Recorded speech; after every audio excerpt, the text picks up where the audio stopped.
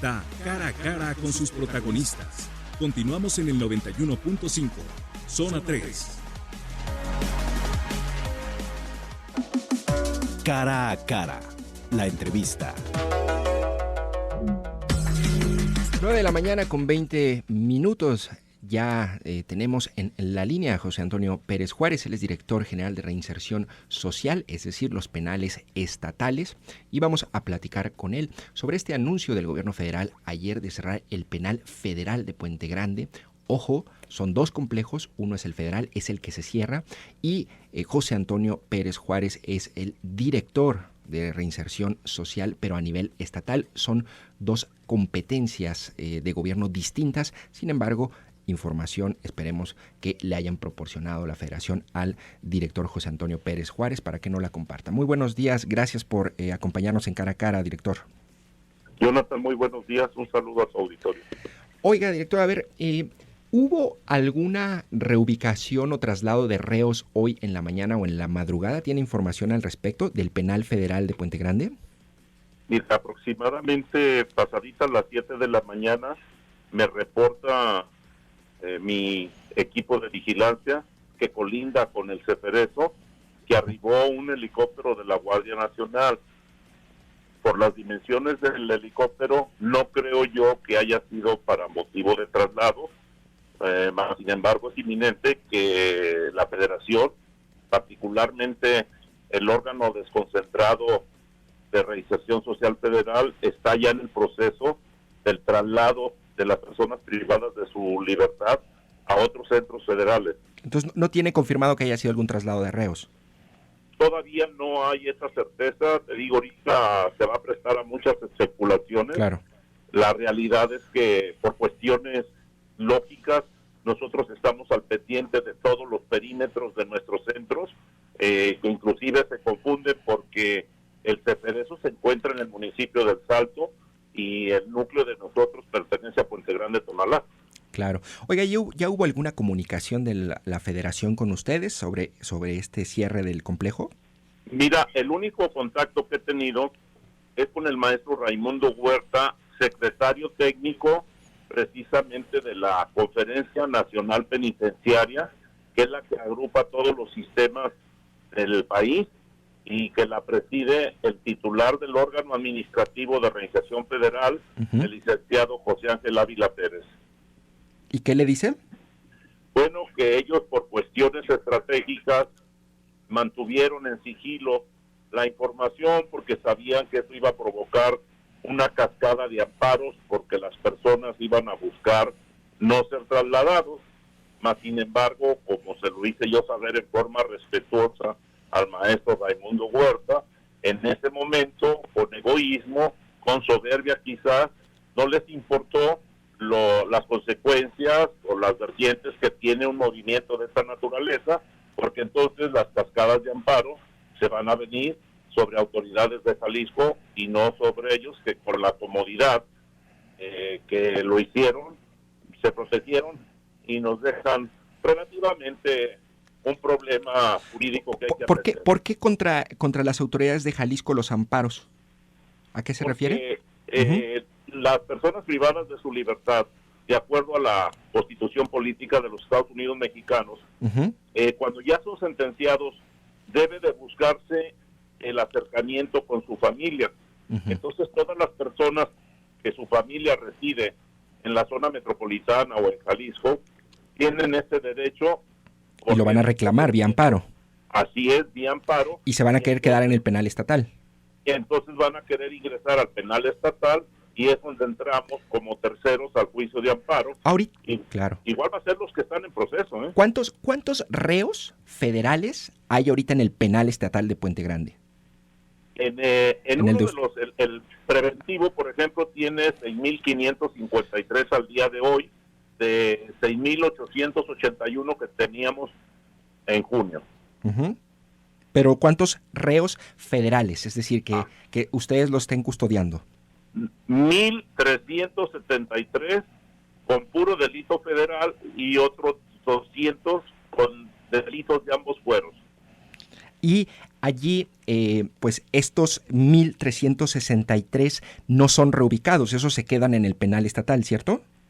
Sí, es lo que te hace inexplicable la actitud del gobierno federal de decir que cierra ceferesos porque están subutilizados.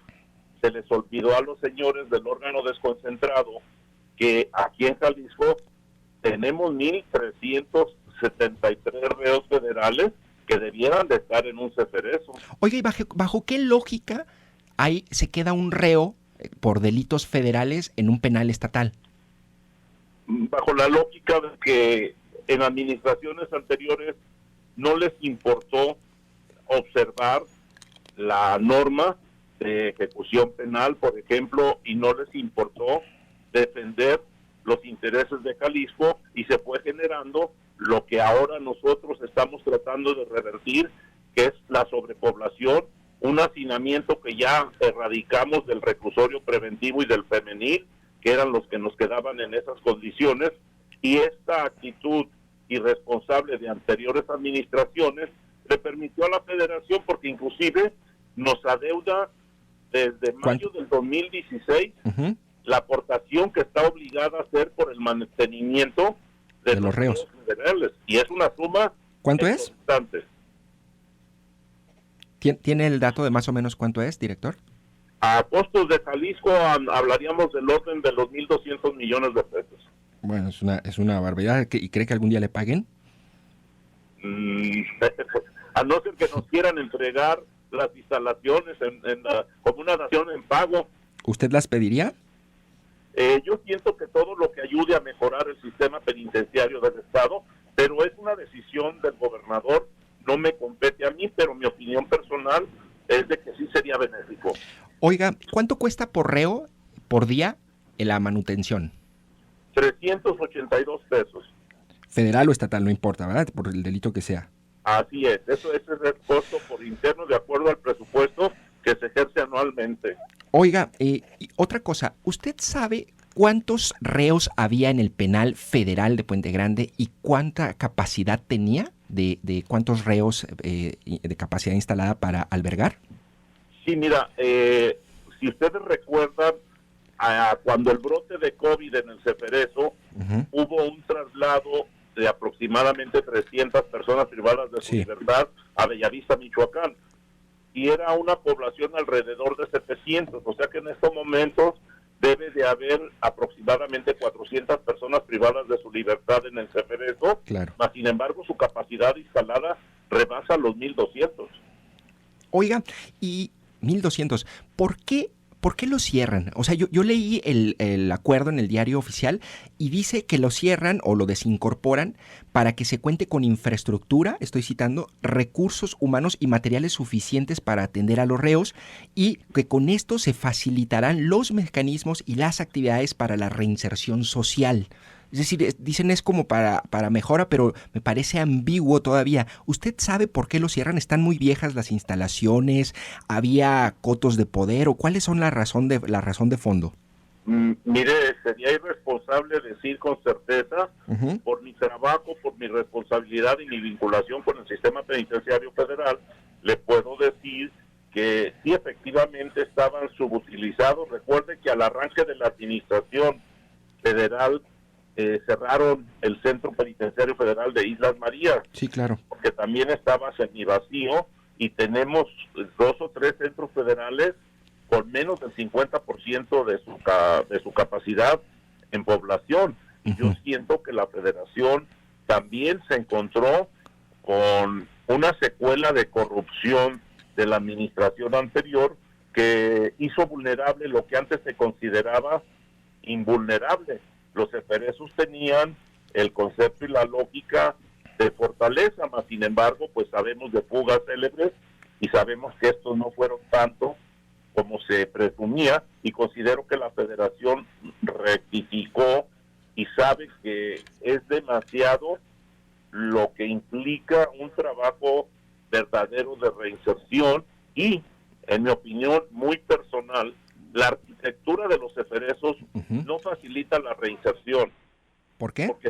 Porque su arquitectura es seccionada de aislamiento para contener riñas, para contener motines, pero no es una arquitectura penitenciaria para actividades educativas, deportivas, artísticas, de trabajo. ¿Y cree que eso pueda también ser una razón? Por supuesto, porque sí, ¿verdad? La Constitución nos marca la pauta para el trabajo de reinserción en 5 ejes, que es salud, educación, trabajo, capacitación para el trabajo y deporte. Oiga, y allí en ese sentido, pues bueno, ¿cree que este complejo también decían se podía convertir en una sede de la Guardia Nacional? ¿También es viable?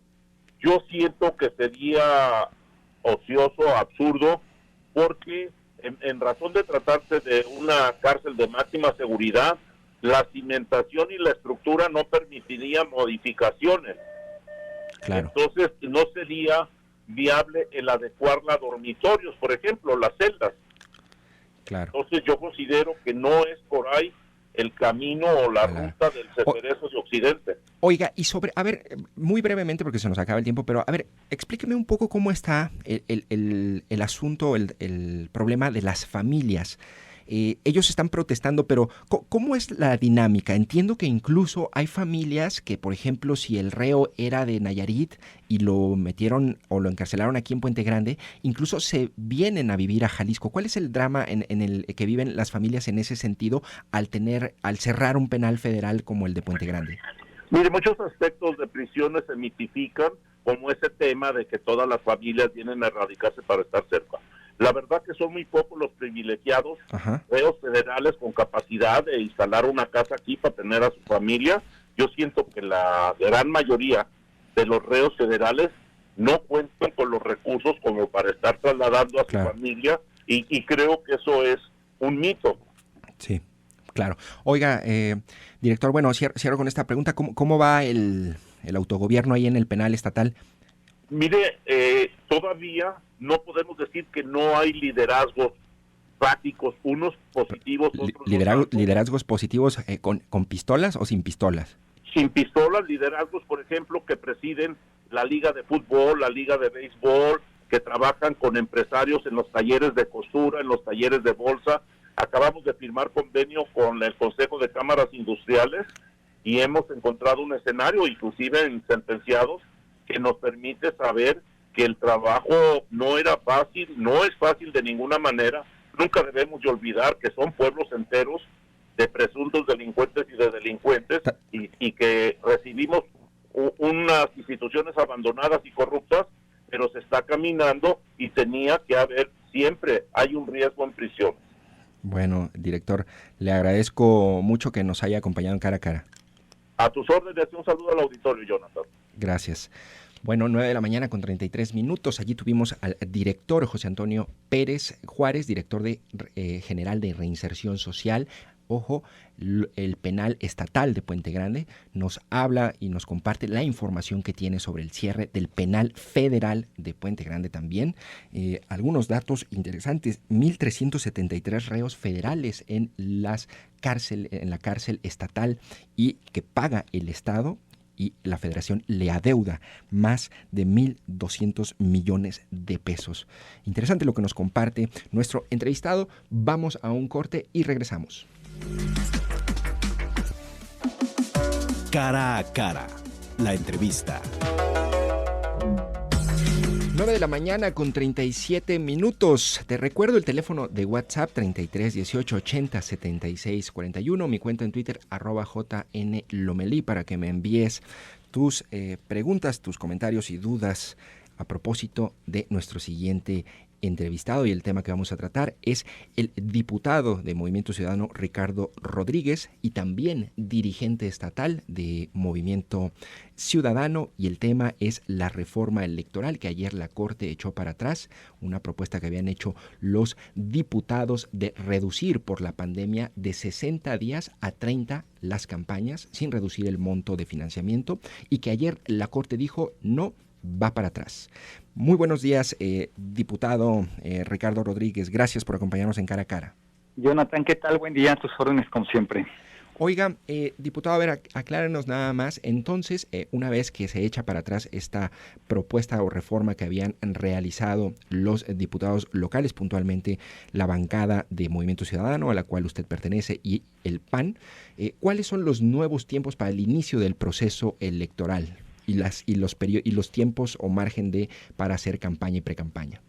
Mira, Jonathan, con la resolución que tomó la Suprema Corte de Justicia de la Nación el día de ayer, he de decir que el debate no ha terminado, el día de hoy van a continuar, estarán revisando algunos otros puntos y además sacarán un tema que llaman efectos de la resolución.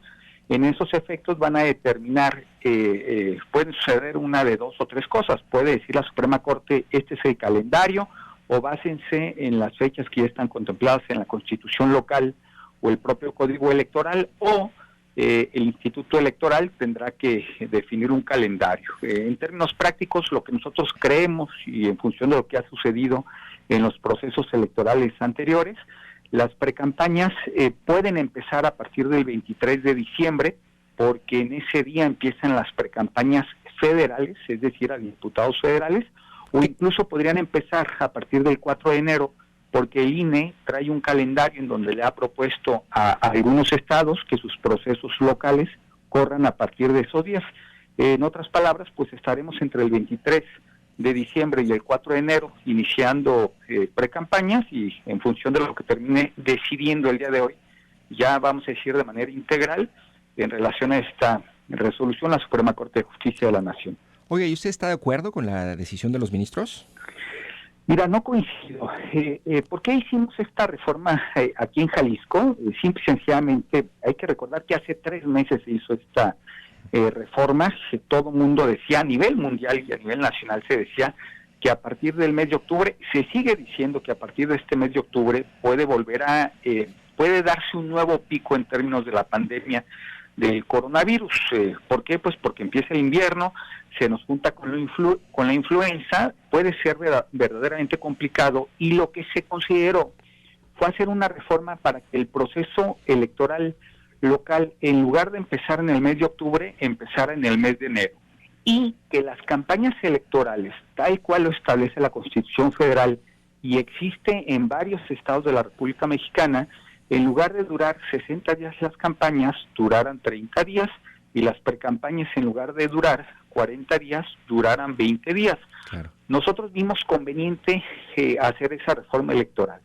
¿Qué es lo que está diciendo la Suprema Corte de Justicia de la Nación? Lo que discutió ayer, básicamente dice 2 cosas. En primer lugar, sí tiene derecho el legislativo a hacer una reforma de esta naturaleza, es decir, cumplieron desde el punto de vista de la forma para hacer esta reforma que realizamos. Pero lo que dicen es, el hecho fáctico de estar en una crisis sanitaria como la que están viviendo hoy, no debería decidir el Congreso si se reducen los tiempos o no, sino que el que debería decidir es el Instituto Electoral Estatal. Esa es la discusión que hace la Suprema Corte de Justicia de la Nación. Y ese es el argumento legal, es decir, no decide ante una crisis como esta el Congreso, sino el órgano electoral. Exactamente. Oiga, entonces usted y su bancada están preocupados por la salud de los ciudadanos en la contienda.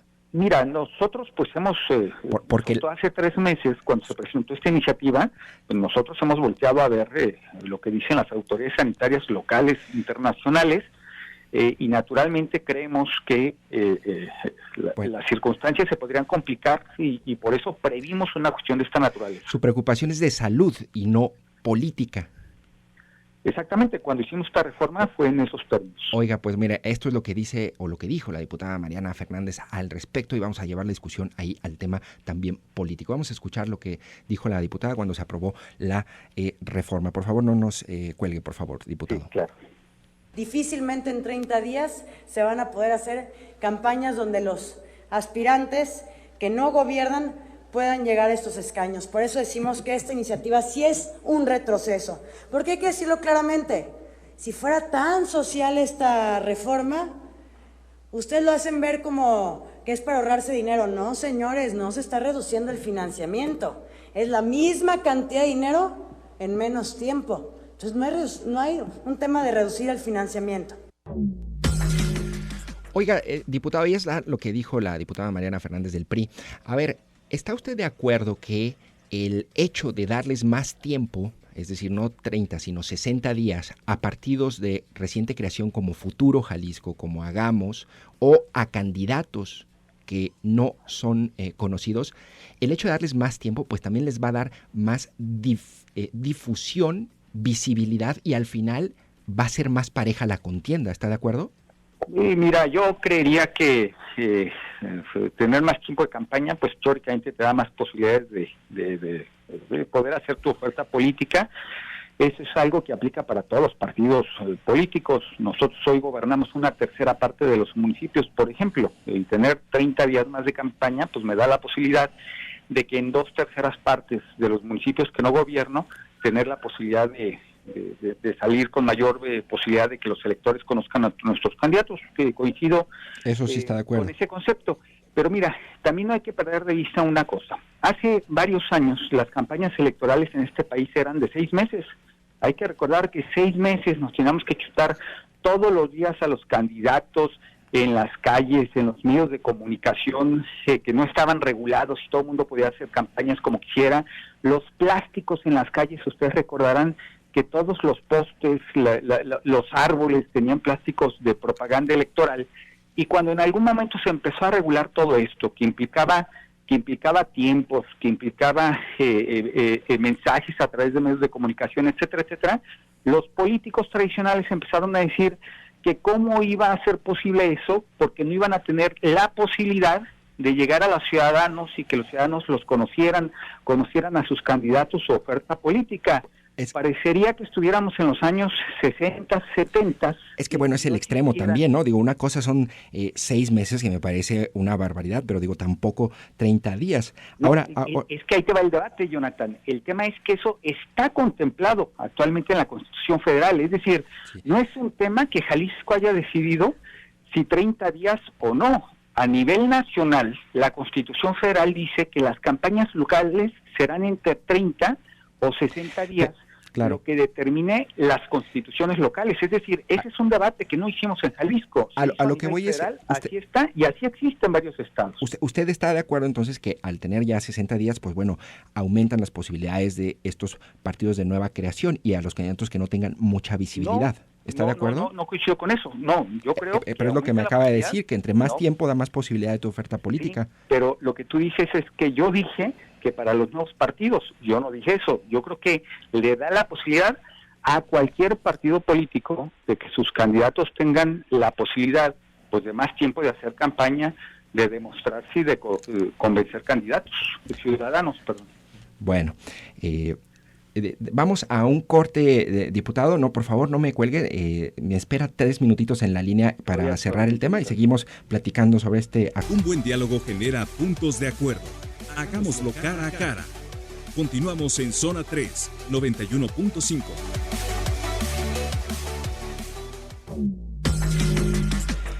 Nueve de la mañana con 49 minutos. Está en la línea el diputado Ricardo Rodríguez, también dirigente de Movimiento Ciudadano a nivel estatal. Diputado, a ver, nos quedamos en este tema de la difusión. Entre más difusión tengan los nuevos partidos y los candidatos menos visibles, ¿serán más competitivos? ¿Usted no está de acuerdo con esta afirmación? Sí, yo estoy de acuerdo en que todos los candidatos de los distintos partidos políticos tendrán esas posibilidades, que por cierto son las mismas. Bueno, a ver, diputado, sobre el tema de las alianzas, pues esto acelera la necesidad de establecer coaliciones. ¿Van a seguir con la alianza con el PAN a nivel local? ¿Ya lo decidieron? Mira, no se ha decidido. Hay que recordar que la propia legislación federal y la local establece que un mes antes de que inicien las precampañas se tendría que formalizar las coaliciones ante la autoridad electoral. Es decir, si las precampañas empezaran el 23 de diciembre, tendríamos hasta el 23 de noviembre para formalizarla ante el Instituto Estatal Electoral. Hasta ahorita tenemos una decisión como Movimiento Ciudadano que a nivel nacional iremos solos, haremos una oferta a los ciudadanos buscando su confianza, porque consideramos conveniente ir solos en el tema del proceso electoral federal. En términos locales, es un tema que apenas estamos en una dinámica de discusión interna. Entiendo, los distintos partidos políticos también están haciendo discusiones internas y creo que en función de eso estaremos decidiendo qué es lo más conveniente. ¿Por qué en lo local sí valoran o dejan abierta esta posibilidad de alianzas, sobre todo con el PAN? Mira, tenemos el antecedente del 2018, del ejercicio que hicimos. Tuvimos la posibilidad de que en algunos municipios nos pudiéramos poner de acuerdo para presentar ofertas que a los ciudadanos les convenían, que al final de cuentas terminaron respaldándolos. Además de eso, pues tenemos lo que hicimos en términos del Congreso del Estado, que nos ha permitido, adicional al proceso electoral del 2018, hacer cierta agenda conjunta con el Partido Acción Nacional.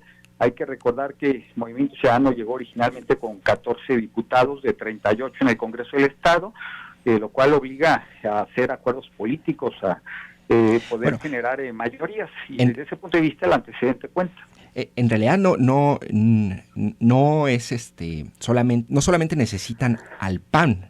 Me parece que, por ejemplo, en esta legislatura ha sido imprescindible el PAN.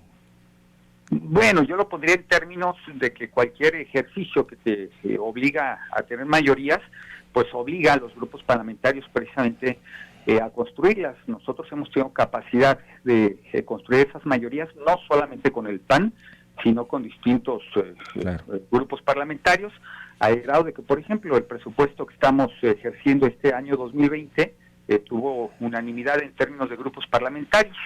Es decir, hemos tenido esa capacidad de construir mayorías con todos los grupos parlamentarios. Oiga, a ver, le hago una pregunta como dirigente, se la hago al dirigente estatal de Movimiento Ciudadano. En la próxima contienda electoral, ¿quién es el enemigo a vencer? ¿Futuro Jalisco con Pedro Kumamoto o Morena?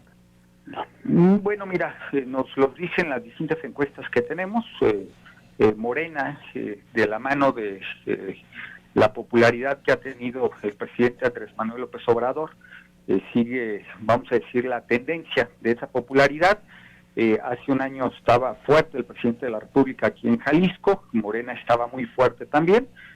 Después de los desgastes que ha tenido el presidente y que ha caído en popularidad a nivel nacional, mucho más pronunciada aquí en Jalisco, de la mano ha ido Morena, pero vamos a decir, y hay que reconocer, así lo dicen todos los estudios, tiene cierto respaldo social que naturalmente lo tendrá en la competencia fuerte en el próximo proceso electoral. Eso dicen. Entonces, ¿quién es el enemigo a vencer, Kumamoto o Morena?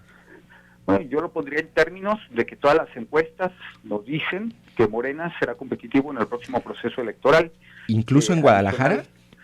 Sí, por supuesto, adicional a Movimiento Ciudadano. ¿No les preocupa perder Guadalajara si Kumamoto se postula para la alcaldía? No. Circularon por ahí unas encuestas medias, pues bueno, llamativas, porque Kumamoto salía muy competitivo. No, mira, a ver, hay que ser muy claros. Cualquier encuesta seria que hay sobre Guadalajara demuestra que Ismael del Toro va a ganar la reelección, y con mucho, yo no creo que Pedro Kumamoto termine siendo candidato por Guadalajara si es que tiene una encuesta seria sobre su mesa. ¿Por qué no cree? Pues porque todos los estudios dicen que no tendría posibilidades de ser competitivo, por eso. No sería competitivo. Bueno, oiga, diputado, sobre otro tema, a ver, ayer hubo una protesta de mujeres en el centro de la ciudad, también en la Ciudad de México. Usted, como dirigente partidista, ¿qué le responden las mujeres? Y como diputado, porque es una demanda a ustedes como diputados también. ¿Qué utiliza, por favor, o le pongo a sus órdenes los micrófonos de cara a cara para que le responda a las mujeres que marcharon ayer? ¿Impulsarán la interrupción legal y segura del embarazo en Jalisco o no están de acuerdo con ese postulado? A ver, mira, yo te lo diría en esos términos. En primer lugar, felicitar la lucha que hacen. Creo que todas las mujeres han venido trabajando desde hace muchos años para que sus derechos sean reconocidos. Cada vez más han tenido la posibilidad de que en distintos ámbitos esto se vaya reconociendo, y hay muchos temas en los que seguimos estando retrasados, que se tienen que lograr y que vale la pena los movimientos que hacen para lograrlo. Eso en primer término. En segundo término, en esta materia, mira, yo lo quiero dejar muy claro. Nosotros como movimiento, yo en lo personal, no estamos a favor del aborto. Creemos que las mujeres que se encuentran en esta circunstancia lo hacen pues porque se encuentran obligadas por X o Y cuestión que les pueda suceder en su vida. Perdón, como movimiento y en lo personal, es decir, ¿quién habla? ¿El dirigente estatal del Movimiento Ciudadano o Ricardo Rodríguez? No me queda claro. Pues el mismo, al final de cuentas... es decir, la postura del partido también. Exactamente. Ok, ¿no están de acuerdo? Muy bien. No estamos a favor del aborto, pero hay que distinguir. Un tema es estar o no estar a favor del aborto. Nosotros no estamos a favor del aborto. Muy bien. Pero tampoco estamos de acuerdo en que las mujeres que por X o Y circunstancia enfrentan un aborto puedan ser criminalizadas por otro lado.